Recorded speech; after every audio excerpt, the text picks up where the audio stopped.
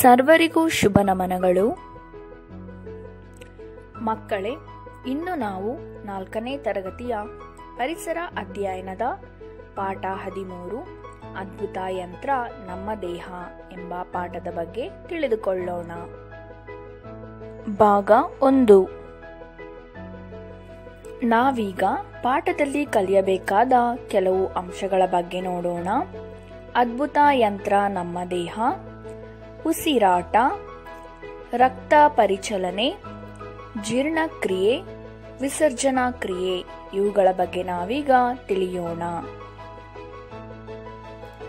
ಮಕ್ಕಳೇ, ನಿಮಗೊಂದು ಪ್ರಶ್ನೆ.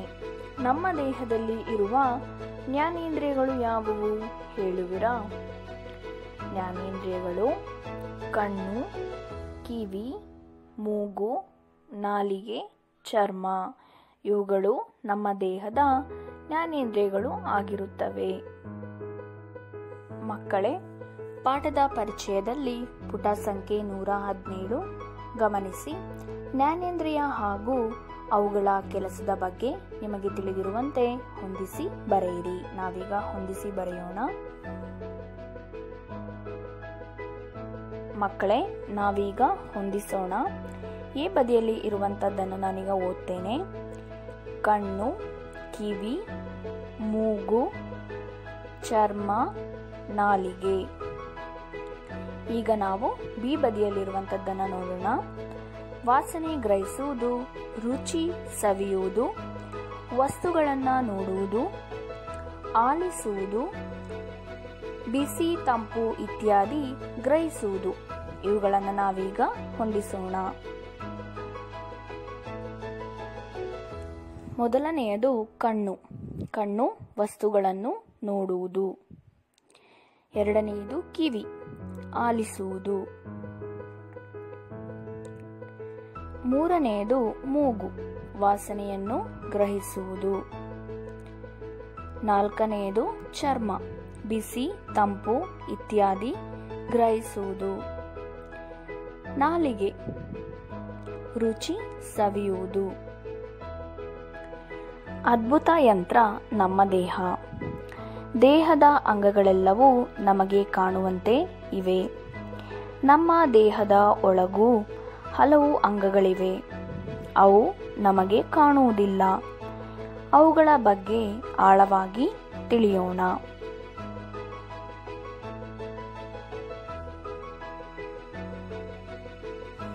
ನೋಡಿ ಮಕ್ಕಳೇ, ಚಿತ್ರದಲ್ಲಿ ನಮ್ಮ ದೇಹದ ಅಂಗಗಳು. ಮೊದಲನೆಯ ಚಿತ್ರದಲ್ಲಿ ಅಸ್ಥಿಪಂಜರವನ್ನು ನೀಡಿರುತ್ತಾರೆ. ನಮ್ಮ ಮೂಳೆಗಳನ್ನು ನಾವು ಅದರಲ್ಲಿ ನೋಡಬಹುದು. ಇನ್ನೊಂದು ಬದಿಯಲ್ಲಿ ನಮ್ಮ ದೇಹವು ಯಾವ ರೀತಿ ರಚನೆಯಾಗಿರುತ್ತದೆ ಎಂಬುದನ್ನು ನಾವು ಇನ್ನೊಂದು ಚಿತ್ರದಲ್ಲಿ ನೋಡಬಹುದು.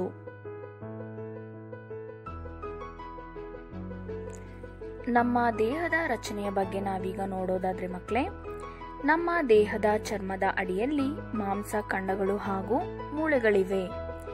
ಚರ್ಮದ ಅಡಿಯಲ್ಲಿರುವ ಮೂಳೆಗಳು ನಮಗೆ ಕಾಣುವುದಿಲ್ಲ. ನಮಗೆ ಹೊದಿಕೆಯಂತಿರುವ ಚರ್ಮ ನಮ್ಮ ದೇಹಕ್ಕೆ ರಕ್ಷಣೆ ಕೊಡುತ್ತದೆ.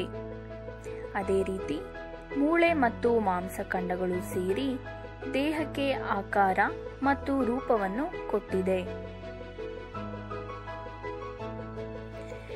ನಮ್ಮ ದೇಹದಲ್ಲಿ ಹಲವಾರು ಕ್ರಿಯೆಗಳು ನಡೆಯುತ್ತವೆ. ಉಸಿರಾಟ, ಜೀರ್ಣಕ್ರಿಯೆ, ರಕ್ತ ಪರಿಚಲನೆ ಹಾಗೂ ಕಶ್ಮಲಗಳ ವಿಸರ್ಜನೆ ಇತ್ಯಾದಿ ಕ್ರಿಯೆ ನಮ್ಮ ದೇಹವನ್ನು ಸದೃಢವಾಗಿಯೂ ಇಟ್ಟುಕೊಂಡಿದೆ.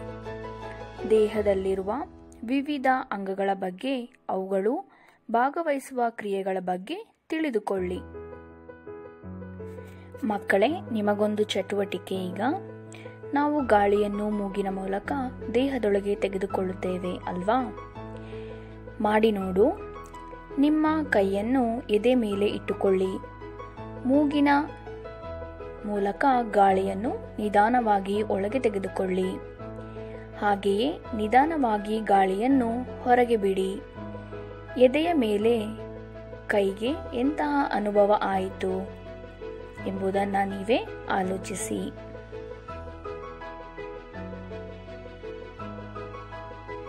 ಮಕ್ಕಳೇ, ಬನ್ನಿ ನಾವೀಗ ಉಸಿರಾಟದ ಬಗ್ಗೆ ನೋಡೋಣ. ನಮ್ಮ ಸುತ್ತಮುತ್ತಲಿನ ಗಾಳಿಯು ಮೂಗು ಶ್ವಾಸನಾಳ ಮತ್ತು ಶ್ವಾಸಕೋಶಗಳಿಗೆ ಹೋಗಿ ಮತ್ತೆ ಅದೇ ದಾರಿಯ ಮೂಲಕ ಹೊರಬರುತ್ತದೆ. ಗಾಳಿಯಲ್ಲಿರುವ ಆಕ್ಸಿಜನ್ ಎಂಬ ಅನಿಲ ನಮ್ಮ ದೇಹಕ್ಕೆ ಬೇಕು. ಉಸಿರಾಟದ ಮೂಲಕ ತೆಗೆದುಕೊಂಡ ಗಾಳಿಯು ಆಕ್ಸಿಜನ್ ಶ್ವಾಸಕೋಶಗಳಿಂದ ರಕ್ತಕ್ಕೆ ಸೇರುತ್ತದೆ. ಶ್ವಾಸಕೋಶಗಳಲ್ಲಿ ಸಂಗ್ರಹವಾಗಿರುವ ನಮ್ಮ ದೇಹಕ್ಕೆ ಬೇಡವಾದ ಕಾರ್ಬನ್ ಡೈಆಕ್ಸೈಡ್ ಎಂಬ ಅನಿಲ ಗಾಳಿಯಲ್ಲಿ ಸೇರಿ ಶ್ವಾಸನಾಳ ಹಾಗೂ ಮೂಗಿನ ಮೂಲಕ ಹೊರಬರುತ್ತದೆ. ಮಕ್ಕಳೇ, ನಿಮಗೊಂದು ಚಟುವಟಿಕೆ ಮಾಡಿ ನೋಡು. 1 ನಿಮಿಷಕ್ಕೆ ಎಷ್ಟು ಬಾರಿ ಉಸಿರಾಡುವೆ ಎಣಿಸುವಿರಾ? ಒಮ್ಮೆ ಪ್ರಯತ್ನಿಸಿ. ಮಕ್ಕಳೇ, ಇದನ್ನು ಓದಿ ತಿಳಿದು ನಿಮ್ಮ ಜೀವನದಲ್ಲೂ ಕೂಡ ನೀವು ಅಳವಡಿಸಿಕೊಳ್ಳಬೇಕು. ಸ್ನಾನ ಮಾಡುವಾಗ ಮೂಗನ್ನು ಸ್ವಚ್ಛಗೊಳಿಸಬೇಕು. ಮಲಗಿದಾಗ ಮುಸುಕು ಹಾಕಿ ಮಲಗಬೇಡಿ. ಧೂಳು ಹೆಚ್ಚಾಗಿರುವ ಪ್ರದೇಶದಲ್ಲಿ ಸಂಚರಿಸುವಾಗ ಮೂಗಿಗೆ ಧೂಳು ಸೇರದಂತೆ ಎಚ್ಚರ ವಹಿಸಿ. ಅವಸರವಾಗಿ ಊಟ ಮಾಡುವುದಾಗಲಿ ನೀರು ಕುಡಿಯುವುದಾಗಲಿ ಮಾಡಬಾರದು. ದಟ್ಟವಾಗಿ ಹೊಗೆ ಇರುವ ಕಡೆ ಹೋಗಬಾರದು. ದಟ್ಟ ಹೊಗೆಯನ್ನು ಉಸಿರಾಡಿದರೆ ಶ್ವಾಸಕೋಶಕ್ಕೆ ಸಂಬಂಧಿಸಿದ ತೊಂದರೆಗಳು ಬರುತ್ತವೆ. ದಿನಕ್ಕೆ 1 ಸಲವಾದರೂ ನೇರವಾಗಿ ಕುಳಿತು 10 ಸಲ ಆಳವಾಗಿ ಉಸಿರಾಡುವುದನ್ನು ಅಭ್ಯಾಸ ಮಾಡಿ. ಮೂಗಿಗೆ ಕಡ್ಡಿ, ಪೆನ್ನು, ಬಳಪದಂತಹ ಯಾವುದೇ ವಸ್ತುಗಳನ್ನು ಹಾಕಬೇಡಿ. ಬಾಯಿಯ ಮೂಲಕ ಉಸಿರಾಡಬೇಡಿ. ಕೆಮ್ಮುವಾಗ ಅಥವಾ ಸೀನುವಾಗ ಕರವಸ್ತ್ರವನ್ನು ಬಾಯಿಗೆ ಅಡ್ಡವಾಗಿ ಹಿಡಿಯಿರಿ.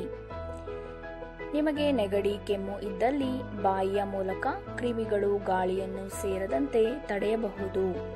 ಇದರಿಂದ ಕೆಮ್ಮು ಅಥವಾ ನೆಗಡಿ ಇತರರಿಗೆ ಹರಡುವುದನ್ನು ತಪ್ಪಿಸಬಹುದು. ರಕ್ತ ಪರಿಚಲನೆ. ನಿಮ್ಮ ಪುಸ್ತಕದಲ್ಲಿ ಪುಟ ಸಂಖ್ಯೆ 119 ಗಮನಿಸಿ. ಅಲ್ಲಿ ಕೊಟ್ಟಿರುವ ಚಿತ್ರದ ಹೆಸರು ಮತ್ತು ರಕ್ತದ ಬಣ್ಣವನ್ನು ಖಾಲಿ ಬಿಟ್ಟಿರುವ ಜಾಗದಲ್ಲಿ ಬರೆಯಿರಿ. ಅದೇ ರೀತಿ ನೀವು ನಿಮ್ಮ ದೇಹದ ಭಾಗದಲ್ಲಿ ಗಾಯವಾದಾಗ ರಕ್ತ ಬರುವುದನ್ನು ಎಂದಾದರೂ ನೋಡಿದ್ದೀರಾ? ಯೋಚಿಸಿ. ನೀವು ಆಟವಾಡುವಾಗ, ಬಿದ್ದಾಗ ಅಥವಾ ಬೇರೆ ಯಾರಾದರೂ. ಹೃದಯವು ಪಂಪ್ನಂತೆ ಕೆಲಸ ಮಾಡಿ ರಕ್ತವನ್ನು ರಕ್ತನಾಳಗಳ ಮೂಲಕ ದೇಹದ ಎಲ್ಲ ಭಾಗಗಳಿಗೂ ತಲುಪಿಸುತ್ತದೆ. ಅಶುದ್ಧವಾದ ರಕ್ತವನ್ನು ಆಕ್ಸಿಜನ್ ಯುಕ್ತ ಶುದ್ಧಗೊಳಿಸುತ್ತದೆ. ಹೃದಯದಿಂದ ಆಕ್ಸಿಜನ್ ಇರುವ ಶುದ್ಧ ರಕ್ತವು ನಾಳಗಳ ಮೂಲಕ ದೇಹದ ಎಲ್ಲ ಭಾಗಗಳಿಗೆ ತಲುಪುತ್ತದೆ. ಇದೇ ರಕ್ತ ಪರಿಚಲನೆ. ಮಕ್ಕಳೇ, ನೀವೀಗ ನಿಮ್ಮ ಎಡಗೈಯನ್ನು ಮುಷ್ಟಿ ಕಟ್ಟಿದ ಕೈಯಷ್ಟು ನಿಮ್ಮ ಹೃದಯವು ಇರುತ್ತದೆ. ನಿಮ್ಮ ಹೃದಯದ ಗಾತ್ರ ಅಷ್ಟಿರುತ್ತದೆ. ಧನ್ಯವಾದಗಳು.